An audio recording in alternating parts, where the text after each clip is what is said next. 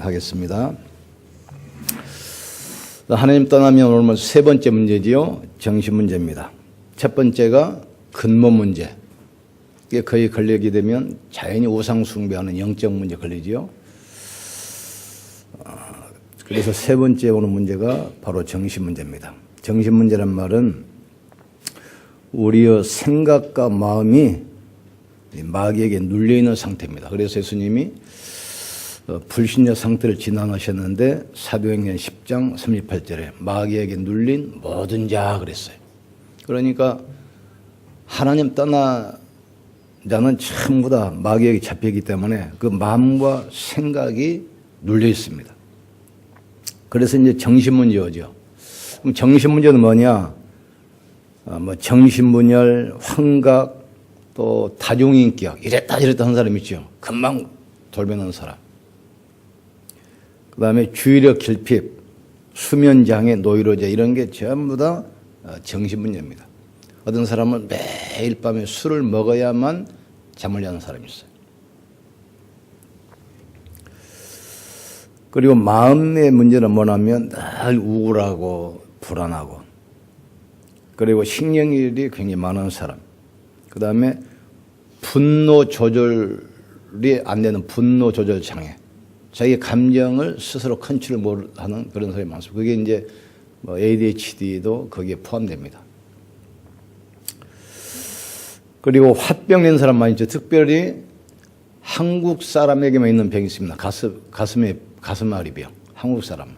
한국 사람이 감정 조절이 사실은 안 된다 이 말이거든요. 그래서 그런지 그 비형간염의 가장 유전학적으로 취약한 나라가 대한민국입니다. 그래서 간 환자가 한국에 제일 많습니다. 그런 것처럼 화병, 그 다음에 충동. 어제 뉴스를 잠깐 보니까 서울서가 좋은 명문대학을 나온 여자인데 대학생 때부터 구매 충동, 보면 사야 돼. 나이가 50이 넘었는데 30년 동안 그걸 하고 있더만 폐인돼 가지고. 근데 스스로 장애가 안 돼. 집안에 보니까 구매해 가지고 배달한 거 박스가 잔뜩 방이고 거실로 쌓여 가지고 사람 잘 데도 없고 걸어 다닐 데도 없고. 이게 사실은 다 마음의 병입니다. 생각은 뭐냐? 아주 조급하잖아요. 조급하고 그리고 어떤 일에 집착하고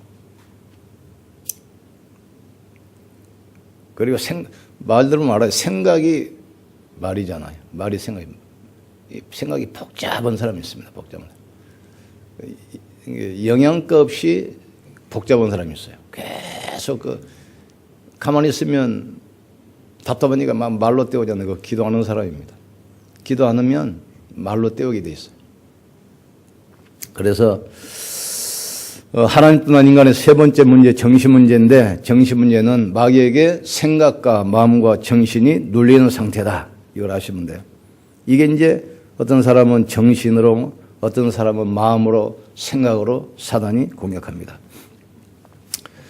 두 번째는 이 정신 문제는 쉽말로 말하면 하나님의 형상이 일그러진 상태. 원래 인간은 하나님의 형상대로 창조됐잖아요. 하나님께서 사람을 창조하시되 하나님의 형상과 모양대로 사람을 창조하시되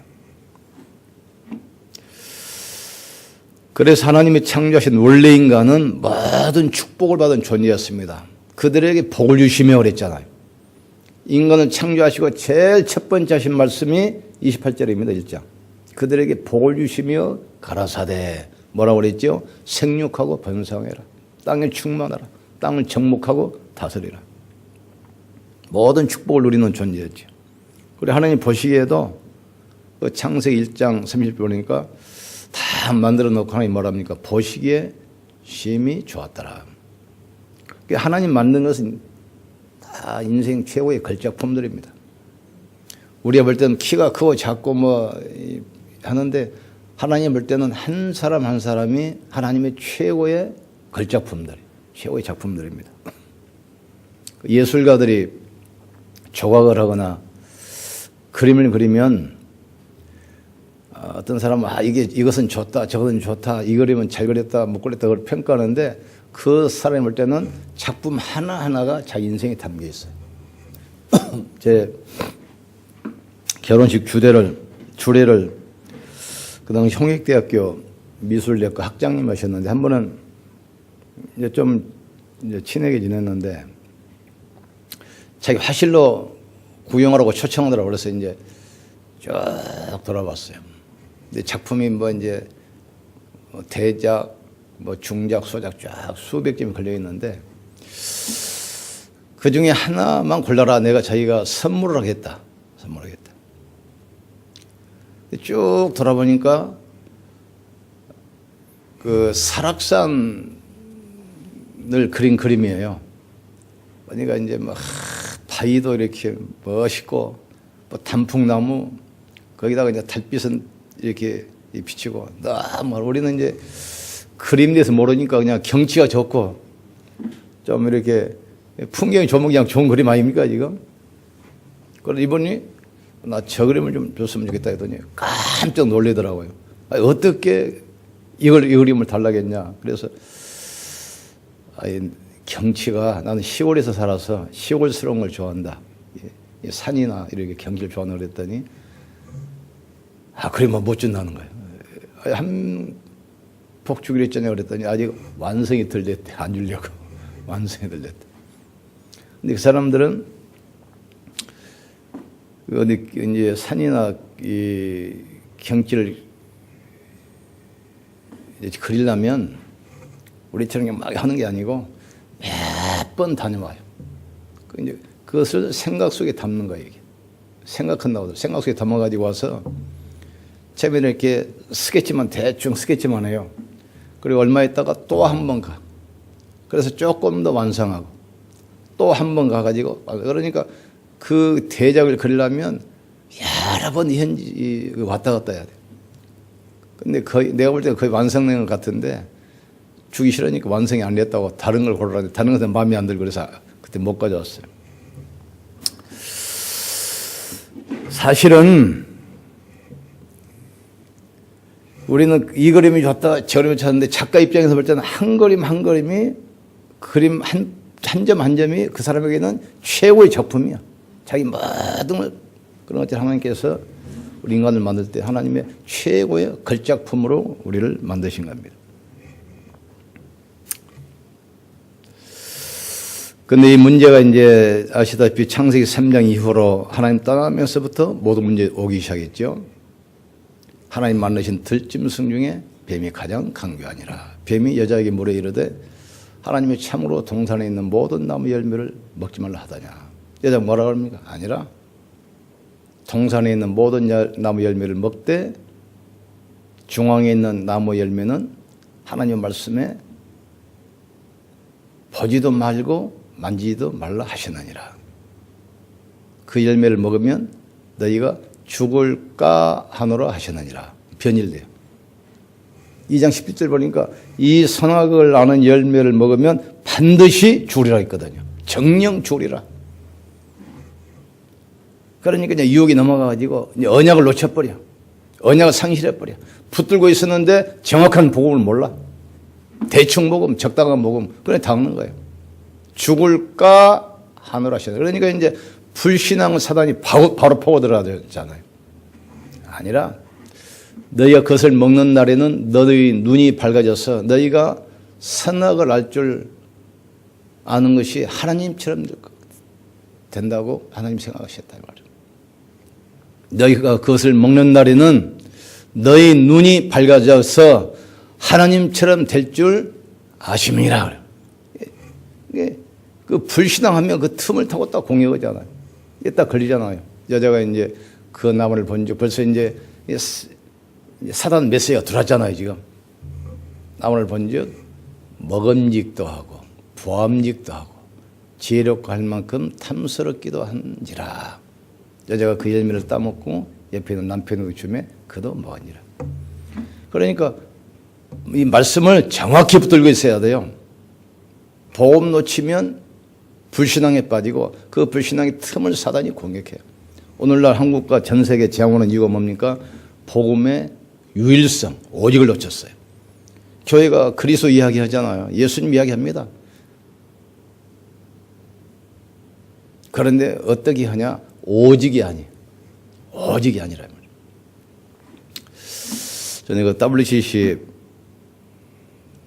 하는 그 목사님 만나서 이제 이야기를 해보는데, WCC는 유일성이 아니지 않냐?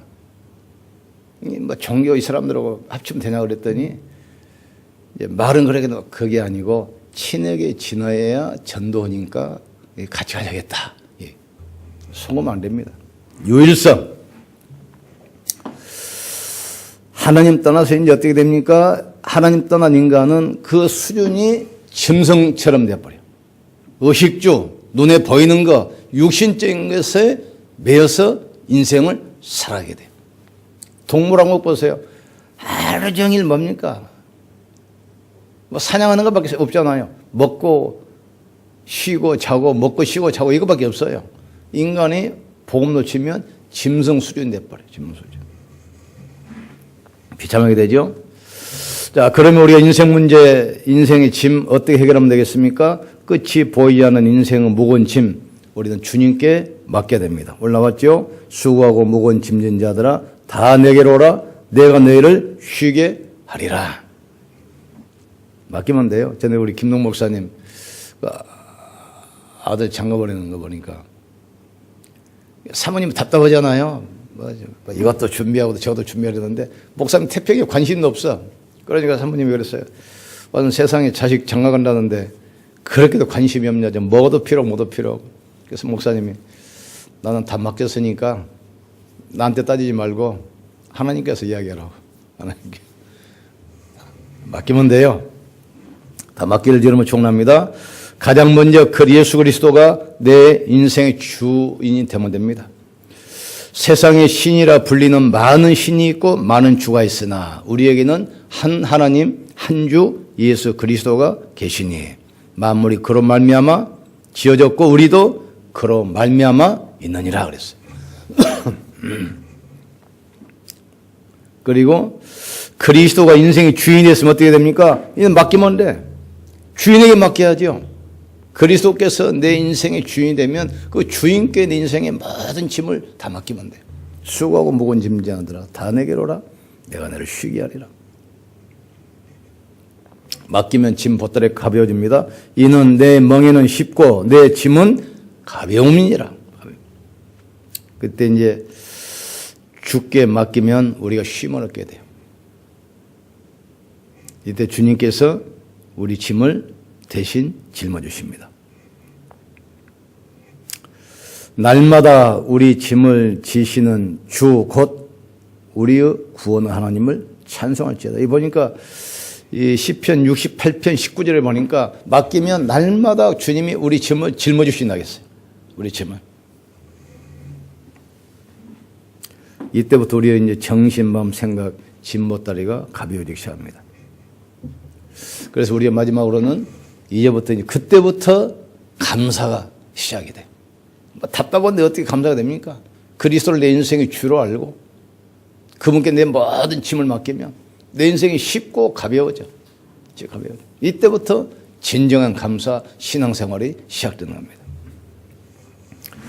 그래서 우리는 먼저 구원받은 사실에 대한 감사 시작될 주 여러분 축원합니다. 내가 구원받기 전과 지금 내 인생도 돌아보면 그 험난한 터널을 인생 터널을 어떻게 내가 왔는가. 근데 어떤 분이 그러더라고요. 우리는 동굴 속에 있는 것이 아니라 터널 안에 있다. 터널은 언젠가는 통과하게 돼 있어요. 불신자는 동굴에 빠져 있거든요. 한 명이기 때문에 못 나와요. 그런데 터널에 있으면 칠흑같이 어두운 속이지만 얼마 있으면 터널은 통과해서 밝은 햇빛이 나오게 돼 있어요. 그래서 의사가 나를 포기하고 그때 지금 생각하니까 공무원 월급이 한 달에 30만 원인데 약값은 한 달에 100만 원. 그 계산이 되겠습니까? 거기다 그냥 조그만 아이들도 셋이 있지. 그러니까 계산이 안 돼요, 계산이. 거기다 또 이제 내가 투병생활을 하고 있는데 우리 집사람 간암 걸려가지고 병원에 누워버렸잖아요. 그때 우리 집사람이 간암 수술하고 집에 와서 이제 요양하고 있는데 직장에 근무해도 늘 걱정될 거 아닙니까? 그래서 이제 밥을 먹었나 안 먹었나 한 번은 이제 점심때 외출해가지고 집을 갔다가 이제 한 2시간에 또 왔어요. 그런 어떤 놈이 그걸 또 신고를 했어. 공무원이 낮에 근무지 이탈해가지고 뭐 어디를 가고 사단이 별짓 다 합니다.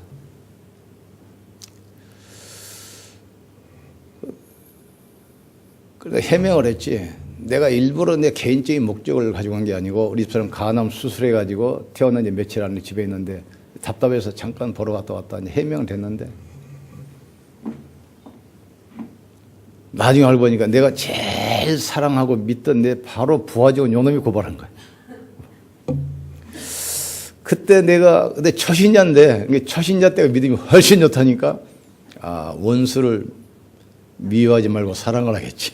근데 2층에 올라가서 숙직실에 문을 딱 닫았어요. 내가 갖고 그때 기도하기 시작했어요. 하나님, 예수님께서 가장 신임했던 가룟 유다한테 배반당한 것처럼 내가 가장 신임했던 직원이 나를 모함했습니다. 내 마음으로는 도저히 용서가 안 되지만 하나님 용서라 했으니까 입술로는 용서합니다. 입술로 용서해도 마음으로 사실 용서 안 되더라고요. 그러나 입술로 고백하는 것이 굉장히 중요해요. 우리가 생각하는 거, 말하는 것이 우리 영혼 속에 지금 각인된다는 사실을 언제든지 기억해야 돼. 우리가 막 생각 없이 그냥 제모도 짓거리잖아. 이게 다 각인돼 버려요. 그런데 얼마 있다 보니까 이 직원이 얼굴이 새카매졌어요. 보니까 간암. 하나님 채버린 거예요. 그러니까 나중에 막 하나님 두렵더라고. 하나님 절대 이래서는 안 됩니다. 얼마 있다 보니까 또 치료됐어요. 깨끗하게. 그런 기적도 체험했습니다. 하나님 간암으로 채버려 얼굴이 그냥 새카매서 간암 걸렸대. 지난해 보니까. 진짜 그때 기도했어요. 근데 하나님 치료해 주셔야 됩니다. 그런데 얼마 있다 이보니 상태가 좋아져 가지고 병원에 가는데 전혀 이상 없이 완전히 또 치료됐더라고요. 그런 걸 많이, 그래서 맡긴다는 것이 이거구나. 맡긴다는 것이. 그 인생 터널 지나올 때 10여 년 투병생활 하면서 내 지금과 다시 그 일을 돌아오라고 하면 못 올 것 같아요. 다시 돌아오라. 우리가 맡기면 주님이 대신 져줄 줄 믿습니다. 이때부터 우리가 정신, 마음, 생각, 짐 못 따르기가 가벼워져. 이때부터 진정한 감사가 나오게 됩니다. 그러니까 문제 있으면 감사함으로 시작하세요. 하나님, 나를 구원해 주신 거 감사합니다. 나를 하나님의 자녀 삼아 주신 거 감사합니다.